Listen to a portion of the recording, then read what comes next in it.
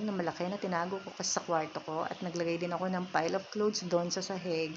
So, dumudumi pala sila sa mga ilalim ng damit, clothings. And mind you, meron sa taas. Pag tinanggal mo na yon, meron pa rin dun sa baba. Then, pwedeng doon na rin sila umihi kasi nandun na nga yung clothing.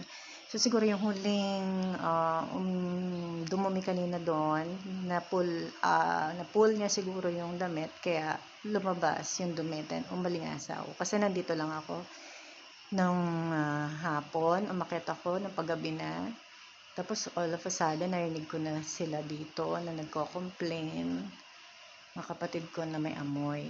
Yan, then, narinig ko pa rin sila, mabaho. So, hinanap ko na yung dumi. Kasi sanay na ako dun sa amoy na yon dahil lagi mong naamoy yung dumi na yon ever since I came back for 1 month. So, alam ko somewhere sa labas ng kwarto ko or wherever may dumi. Hindi ko nakita sa kama ko. So, naisip ko walang dumi doon. So, hindi naman ako affected dahil alam ko, hindi galing yung dumi doon, pwedeng sa labas ng kwarto. Then I started looking nga nung, nagrereklamo sila. Ayun, nagkakain na nga.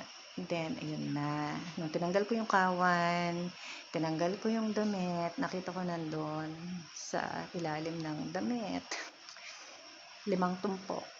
4, tapos meron pa dun sa baba nun, isang layer. And then, nung binaba namin yung mga pile ng damit, ayun, talagang mapanghe, tapos basa na yung floor dahil sa ihi, tapos meron pang 2 tumpok pa dun sa mga damit sa baba. So, ganun, siguro kahapon pa yun or 2 days. Okay, so matatraining naman kayo. I must say, 1 year, kung mag-alaga ka ng pusa, after 1 year, di ka na nadidiri siguro, dealing with the doo-doos ng pusa, dahil masasanay ka at matatraining ka talaga, wala kang choice. Kapag ang reason mo bakit ka mag-aalaga ng pusa, to keep you company, nakukyutan ka, swerte, pwede kang maging blessed sa mga pusa, totoo lahat yan, I think. Pero at the same time, paano pag merong mga ibang issue sa bahay? Kasi baka makatrigger yung pusa, 'di ba? Sa issue ng family members, pwede yung pag-awayan ng pusa. Okay, so doon tayo sa bakit naman mag-aalaga ng pusa.